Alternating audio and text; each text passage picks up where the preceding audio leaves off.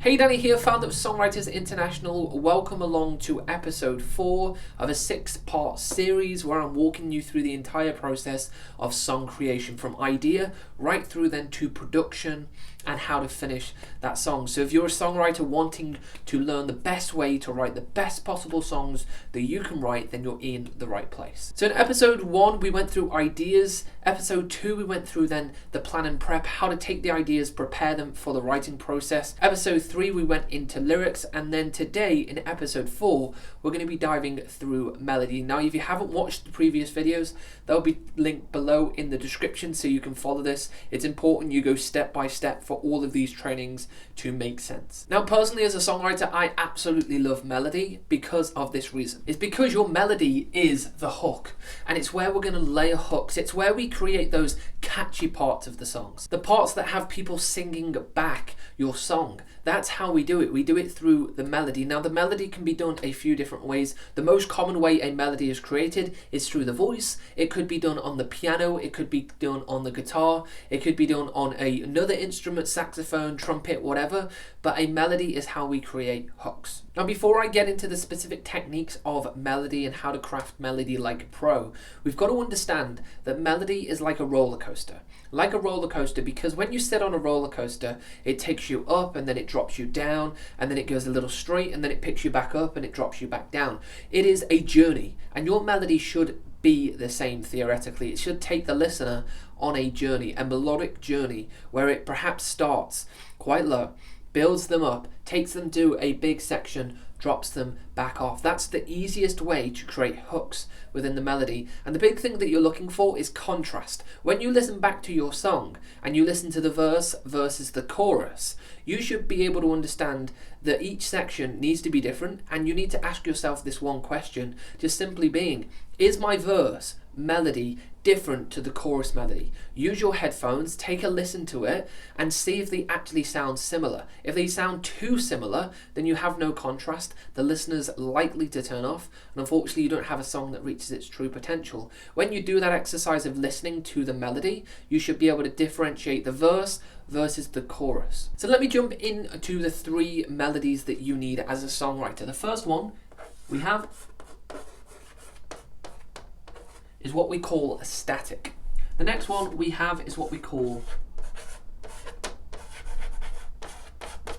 conjunct. And then finally, we have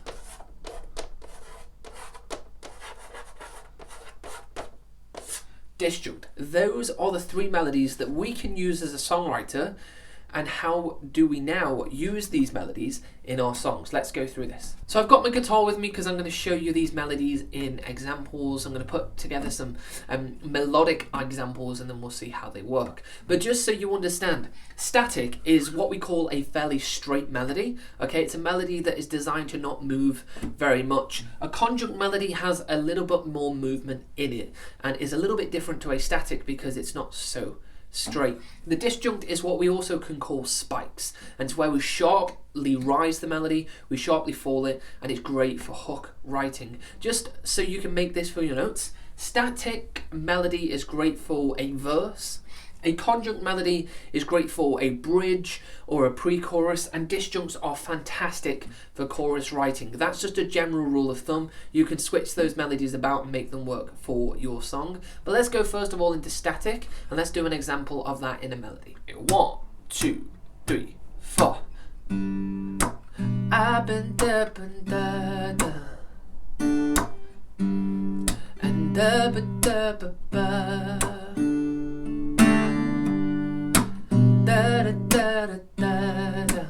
So what I'm looking for here is a melody that is not moving very much. It's fairly straight, okay? So, da, da, da, da, da, da. You can see it's not moving very much. Da, da, da, da, da. And the focus is on the story. So in the verse, the focus should be more on the story than it is the melody. So you don't want the melody to be the shining light. We want to put the emphasis on the story, and that's why a static melody is really, really good. Now let's go into a conjunct example. 1, 2, 3, 4. So fall me up and fall me down and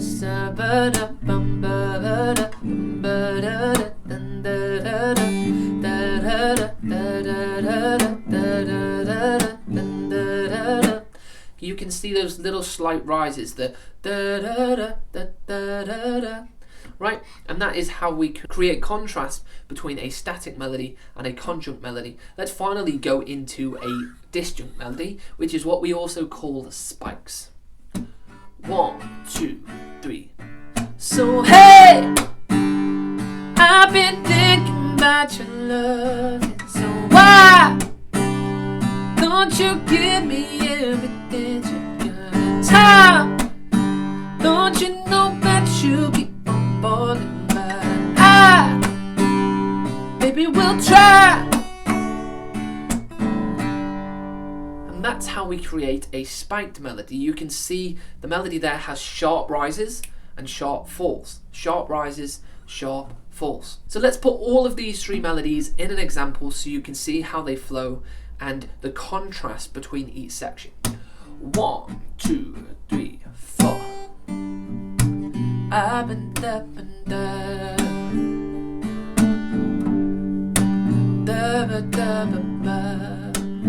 Okay, let's keep going with static.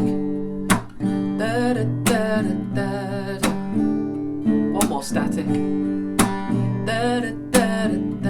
Now conjunct. So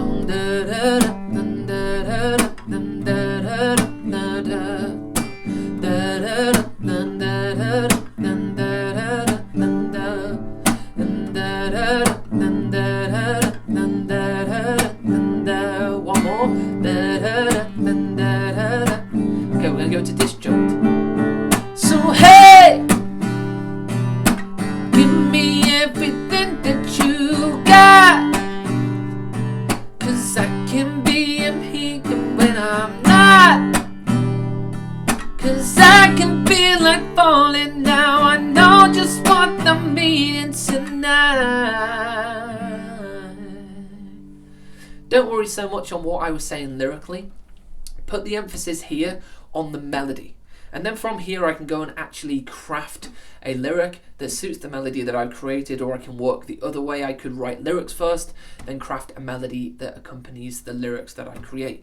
But the big thing there that you should be able to hear is the contrast between each section. You can clearly differentiate to go, that melody is different to that melody. That melody is the chorus because I can tell by the way that it's got the spikes in that chorus. Or that section is the verse. I can tell the emphasis is on the story. Those three melodies are going to be the backbone to how you actually write great songs. If you go and listen to some of your favourite songs, you'll see how they use these. And these are the only three melodies that we can use as a songwriter. So that makes writing melody actually easier than perhaps you've ever thought it to be before. A great little tip, as I've just mentioned, is go and listen to some of your favourite songs.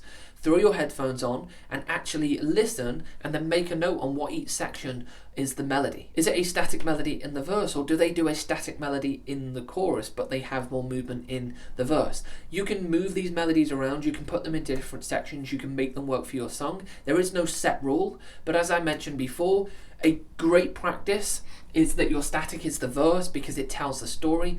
Conjuncts, great for things like bridges, pre-choruses, and the disjunct melodies are always fantastic to hit those big moments in a chorus. Another little tip that I want to give you here, which is a side note, but taking these melodies and creating a little bit more contrast, is what we call ascending and descending melodies. It's where we just take a melody and we climb up the stairs or we climb down the stairs. Let me give you this in an example. So what we're going to do is we're going to do an ascending melody first, a melody that is climbing up the stairs. Something like this. 1, 2, 3, 4. I don't know what I've been doing. I've been feeling like I'm bold. Every way 'cause I've been up and up and up and bum.